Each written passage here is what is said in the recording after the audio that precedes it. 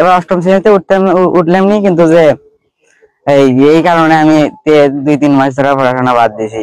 মেয়ে হওয়া ছেলে হয়েছে সেটা শুনি আল্লাহ তরফে তিনি আল্লাহ দিছে, এখন সবকিছু ওকে। আমি পড়তাম আমাদের সুরগ্রাম বহুমুখী উচ্চ বিদ্যালয়ে সপ্তম শ্রেণীতে।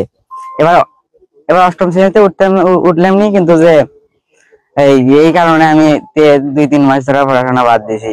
আমার পরিকল্পনা এখন মানে এই সব মানে সামনে বছর এইটা হচ্ছে নতুন করে আবার পড়াশোনা শুরু করবো।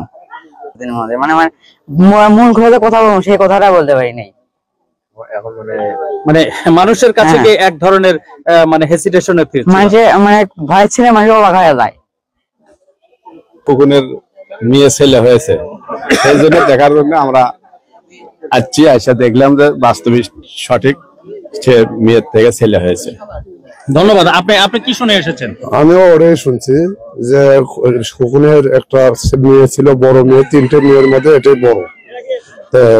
এর নাম ছিল এলাকার আপনার খুশি। তো সেখান থেকে এই পুরুষ হয়েছে, আমরা এটাই দেখতে এসেছি। এখানে একটু বলেন তো। মেয়ে হওয়া ছেলে হয়েছে সেটা শুনি আসলে কি সম্ভব সেটা? আল্লাহ সবই করতে পারে, কি না পায়। কি আগে মেয়ে ছিল? আমরা মিয়া ছিল আগে, এখন হয়ে গেল ছেলে, বুঝছেন? সেই কারণে মানে দেখতে আসছি আমরা, বুঝছেন? আসলে দেখলাম ছেলে ছেলে ছেলে হয়েছে। হ্যাঁ, ছেলে হয়েছে, সবকিছু হয়ে গেছে। আল্লাহ তরফে তিনি আল্লাহ দিছে, এখন সবকিছু ওকে। বলবেন। আমরা শুনলাম যে এরকম খোকনের মেয়ে ছেলে হয়েছে।